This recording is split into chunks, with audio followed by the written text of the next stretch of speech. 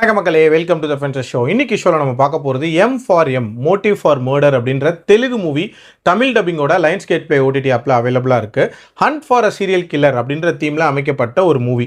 கதைன்னு பார்த்தீங்கன்னா படத்தோட ஸ்டார்டிங்லேயே உலகத்தோட ஒரு கொடூரமான சீரியல் கில்லரை பற்றி ஒரு ஆத்தர் ஒரு புக் ஒன்று எழுதுறாரு. அந்த கில்லரை இது வரைக்கும் யாராலையுமே பிடிக்கவே முடியல. இன்ஃபேக்ட் அவரை பற்றி எந்த விதமான க்ளூவுமே இல்லை அப்படின்னே சொல்லலாம். அந்த புக்கை பேன் பண்ணுறாங்க. இது நடந்து சில வருஷங்களுக்கு அப்புறம் மட்டும் திருப்பி அதே ஸ்டைலில் கொலைகள் அப்படின்றது நடக்க ஆரம்பிக்குது. அதுவும் ஃபேமஸான பர்சனாலிட்டிஸாக பார்த்து அவன் கொலை பண்ணிட்டு இருக்கான். இந்த கொலைகளை இன்வெஸ்டிகேட் பண்ண வரக்கூடிய போலீஸ் ஆஃபீஸர் தான் ஏசிபி கிருஷ்ணா. பேரலாக அவரோட மனைவி ஒரு கிரைம் ஜேர்னலிஸ்ட்டாக இருக்காங்க. அவங்களும் இந்த இன்வெஸ்டிகேஷனில் பங்கேற்கிறாங்க.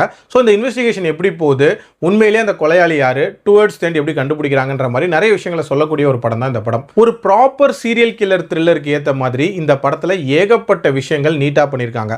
அதாவது தொடர்ச்சியாக நடக்கக்கூடிய கொலைகள், அந்த கொலைகளுக்கெல்லாம் காமனாக இருக்கக்கூடிய அந்த பெயிண்டிங்ஸ் அப்படின்ற அந்த க்ளூ, அது எதனால் நடக்குது அண்ட் இதுக்கு பின்னாடி யார் இருப்பா அப்படின்ற மாதிரி நிறைய விஷயங்கள் ரொம்ப இன்ட்ரெஸ்டிங்காக இருந்துச்சு.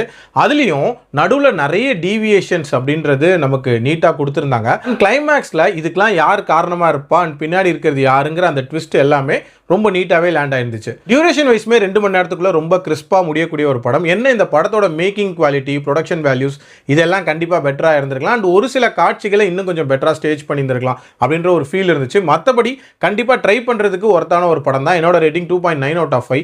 அடல் கண்டென்ட்லாம் பெருசாக இல்லை, தாராளமாக பார்க்கலாம். மீண்டும் அடுத்த விமர்சனத்தில் சந்திக்கிறேன். நன்றி, வணக்கம்.